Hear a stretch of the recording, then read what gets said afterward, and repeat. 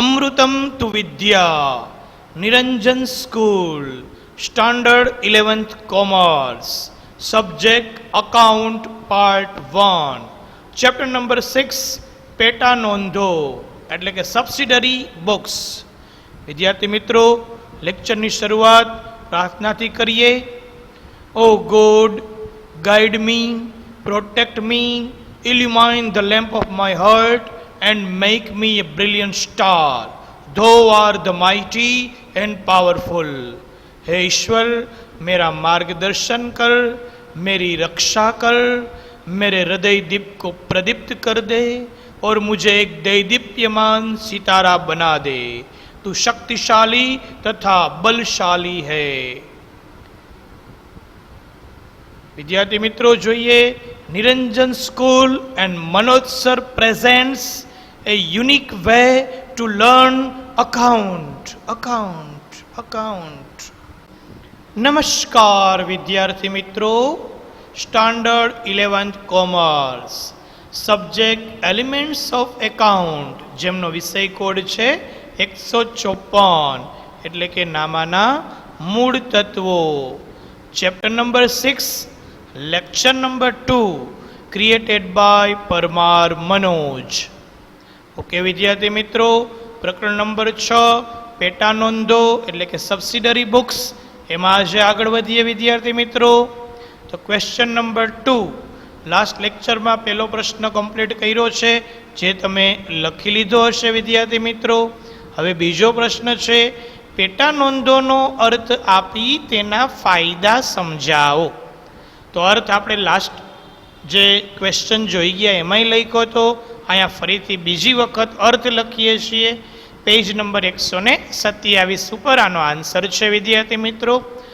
તો જોઈએ પેટા નોંધોનો અર્થ, મિનિંગ ઓફ સબસિડરી બુક્સ. ચાલો જોઈએ.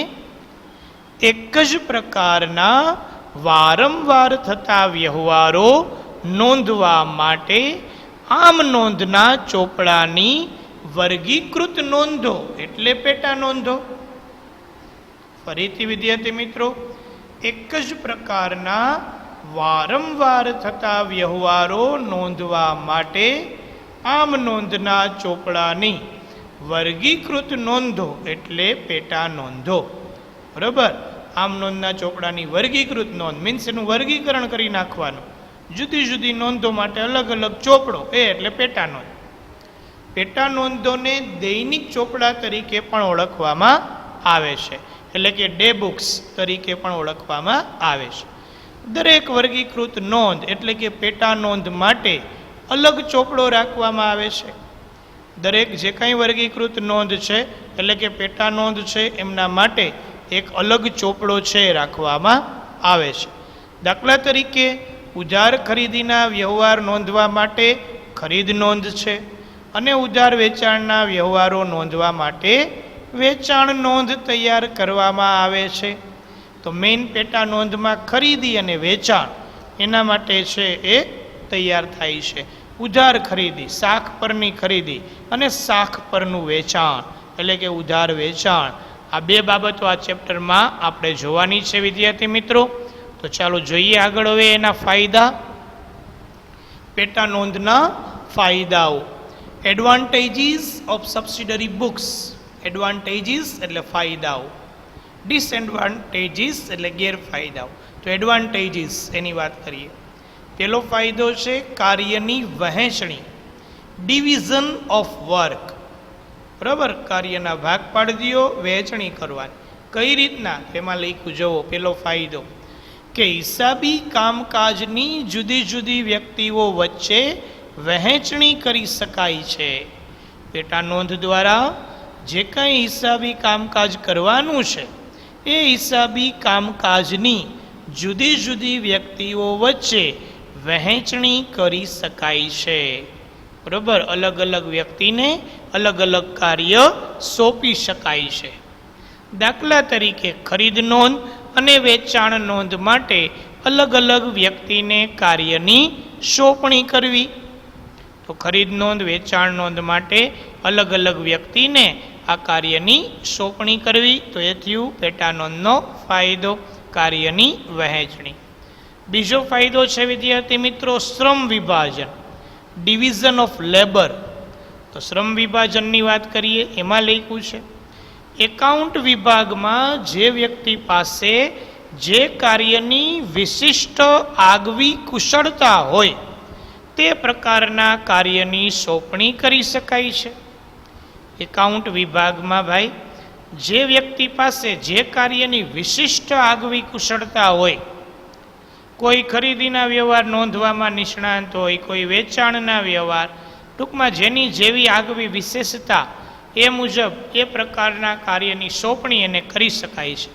આથી ઓછા ખર્ચે સાચી, ઝડપી અને સરળતાથી હિસાબી માહિતી મેળવી શકાય છે.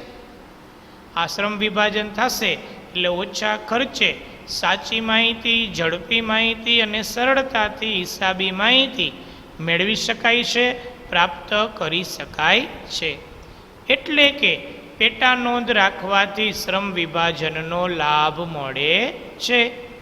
બરાબર, પેટા નોંધ રાખવામાં આવશે તો શ્રમ વિભાજનનો લાભ અહીંયા મળે છે, પ્રાપ્ત થાય છે, એમ આપણે કહી શકીએ છીએ વિદ્યાર્થી મિત્રો. તો આ શ્રમ વિભાજન, ડિવિઝન ઓફ લેબર. ત્યાર પછી વિદ્યાર્થી મિત્રો આ બે મેઇન ફાયદા. ઉપરના બે અગત્યના લાભોના કારણે અન્ય નીચે પ્રમાણેના લાભો પણ થાય છે. આ બે મુખ્ય લાભ છે, બાકીના ચાર પેટા લાભ. પહેલો પોઈન્ટ, ઓડિટનું કાર્ય સરળતાથી અને ઝડપથી થાય છે. હવે ઓડિટ એટલે શું વિદ્યાર્થી મિત્રો? તો હિસાબોની તપાસનું કાર્ય એને ઓડિટ કહેવાય. એકાઉન્ટન્ટ એટલે કે સીએ, ચાર્ટર્ડ એકાઉન્ટન્ટ દ્વારા જે તે પેઢીના હિસાબો લખાણા હોય તો એ હિસાબોમાં ભૂલ તો નથી ને, એ ચેક કરવા માટે એનોય ઉપરી અધિકારી હોય જેને ઓડિટર કહેવાય. બરાબર, તો ઓડિટર દ્વારા હિસાબોનું શું થાય? ઓડિટ થાય. ઓડિટ એટલે તપાસ, પણ શેની? હિસાબોની તપાસ. ખાલી તપાસ નહીં, હિસાબોની તપાસ માટે ઓડિટ શબ્દ ઉપયોગમાં લેવાય છે. તો લઈકો પહેલો ફાયદો એમાં કે ઓડિટનું કાર્ય સરળતાથી અને ઝડપથી થાય છે. ત્યાર પછી બીજો ફાયદો છે હિસાબો તૈયાર કરવામાં પણ સરળતા અને ઝડપનો લાભ મળે છે. જે કંઈ હિસાબો તૈયાર કરવામાં આવશે એ હિસાબો તૈયાર કરવામાં સરળતા રહેશે અને ઝડપનો લાભ પણ મળે છે, પ્રાપ્ત થાય છે, એમ આપણે કહી શકીએ છીએ. ત્રીજો લાભ છે સમયનો બચાવ થાય છે. જે કંઈ સમયનો વ્યય થતો હશે એ વ્યય નહીં થાય, સમય બચાવી શકાય છે. શેના દ્વારા? પેટા નોંધો દ્વારા. કારણ કે શ્રમ વિભાજન થાય એટલે એક જ સમયે કેટલુંય કાર્ય થઈ જાય, બધાને અલગ અલગ કામ સોંપેલું હોય. બરાબર, કે તારે આની જ એન્ટ્રી કરવાની, તારે આની જ એન્ટ્રી કરવાની, તારે આ જ વ્યવહારની એન્ટ્રી કરવાની. તો આમ સમયનો બચાવ થાય છે. અને નંબર 4 કે તારણરૂપ માહિતી ઝડપથી મળી રહે છે. તારણરૂપ માહિતી એટલે કે જે માહિતીના આધારે આપણે નિર્ણય લેવો છે એવી માહિતીને તારવી શકાય છે અલગ, એટલે એને તારણરૂપ માહિતી કહેવાય. તો તારણરૂપ માહિતી ઝડપથી મળી રહે છે. તો આ લાભ પણ અહીંયા જોવા મળે છે વિદ્યાર્થી મિત્રો. ઓકે, ત્યાર પછી પ્રશ્ન નંબર 3 છે વિદ્યાર્થી મિત્રો, માલ અંગેની પેટા નોંધો સમજાવો. તો માલ અંગેની પેટા નોંધો એનો ચાર્ટ આપ્યો છે, ત્યાં સુધી જ આપણે લખવાની. પેજ નંબર 127 ઉપર આપેલું છે વિદ્યાર્થી મિત્રો. તો જોઈએ માલ અંગેની પેટા નોંધો. Subsidiary books for goods. બરાબર, સબસિડરી બુક્સ પેટા નોંધો ફોર ગુડ્સ. ગુડ્સ એટલે વસ્તુ અથવા માલ. તો માલ અંગેની પેટા નોંધો એની વાત કરી લઈએ. ચાલો જોઈએ. ધંધાકીય એકમ જે વસ્તુનો ધંધો કરતું હોય તે વસ્તુ તેના માટે માલ કહેવાય. એ આપણે જોઈ ગયા પહેલા ચેપ્ટરમાં પારિભાષિક શબ્દોમાં કે માલ એટલે શું વિદ્યાર્થી મિત્રો? તો કે ભાઈ ધંધાકીય એકમ જે વસ્તુનો ધંધો કરતું હોય એટલે કે ખરીદીને વેચાણ કરતું હોય તે વસ્તુ તેના માટે માલ કહેવાય છે.